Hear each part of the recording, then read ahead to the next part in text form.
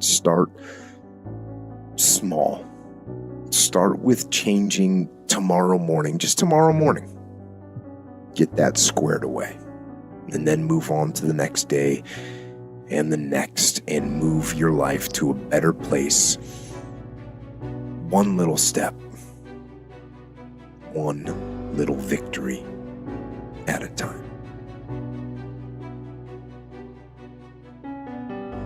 I don't actually want you to overcome the fear of failure. I want you to be afraid of failure. Fear of failure is good. Fear of failure will keep you up at night, planning and rehearsing and going over contingencies. Fear of failure will keep you training hard. It'll stop you from cutting corners. Fear of failure will keep you working and thinking and striving and relentlessly trying to be more prepared for battle.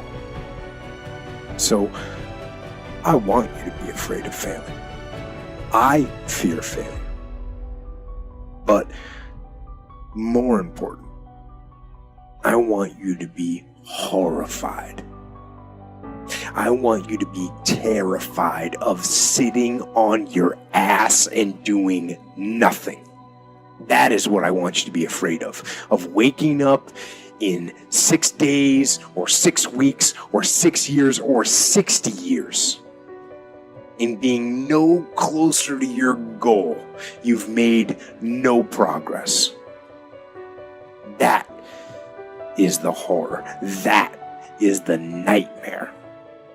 That is what you need to be truly afraid of. Being stagnant. So, get up and go. Take the risk, take the gamble, take the first step, take action. And don't let another day slip by. Other than death, all failure is psychological. Think about that. Just think about that. This failure, this upset, this catastrophe. If you aren't dead, then it's just psychological. It's in your head.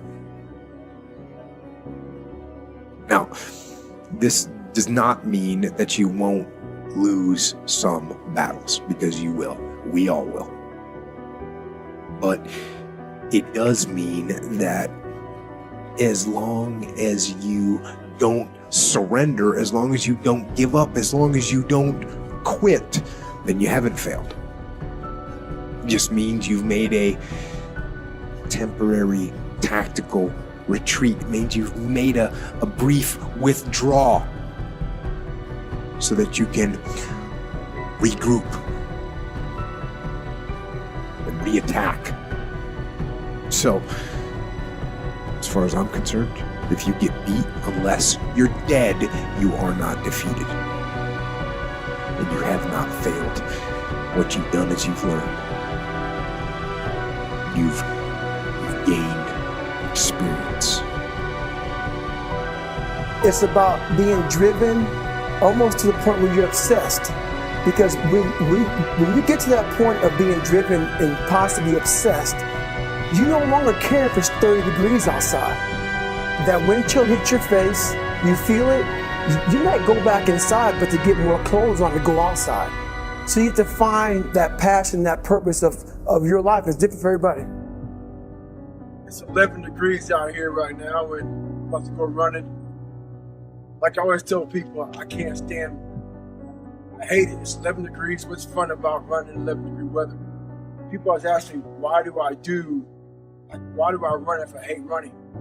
Simple answer to that question. I wanted to be a Navy SEAL, and to be a Navy SEAL, you have to run. So things you want in life is not designed just for me. I want to be a Navy SEAL, so they don't just take out running. No, it's part of the program, so I better get used to running, which is why I run now. You want to be a doctor, guess what? You got to study your ass off to be a doctor. That's not a lot of fun either. You want to be a lawyer. You want to be anything in life. It takes a lot of hard work and dedication. So there's a lot of things you're not going to want to do. So I hate running. It's 11 degrees. So guess what I'm going to go do? I'm going to go run. Those days when I'm tired or worn out or just basically sick of the grind, well, what do I do on those days? I go anyways. I get it done, even if I'm just going through the motions. I go through the motions. I don't really want to work out. I work out. I really don't want to hammer on a project. I hammer on the project. Don't really want to get up and get out of bed. Yeah, I get up and get out of bed. It's nice and rainy outside, but no one cares about that. It's not about the rain. It's what the rain represents. Life is always giving you a test, trying to give you a way out, trying to give you an excuse not to show up. This is my excuse today. But guess what? You gotta have the mentality to show up every day of your life, no matter what life throws at you. It's our responsibility to show up to the Coliseum of life, prepare for battle. I don't care what you're going through, what life's throwing at you. It's your responsibility to find your new 100%. Take it upon yourself to do that. Most important here is, it isn't me. It's you. And sure, you may have grabbed some little foothold from the podcast or from one of the books, but it isn't me that changes you. It's you. You set the small goals. You achieve those goals. Then set some more and achieve those, and set some more goals, maybe a little bit bigger, but not that much bigger. You pay attention to the progress. Working harder, stronger, faster, more efficient, competitive. Start small. Start with changing tomorrow morning, just tomorrow morning. Get that squared away. And then move on to the next day and the next, and move your life to a better place.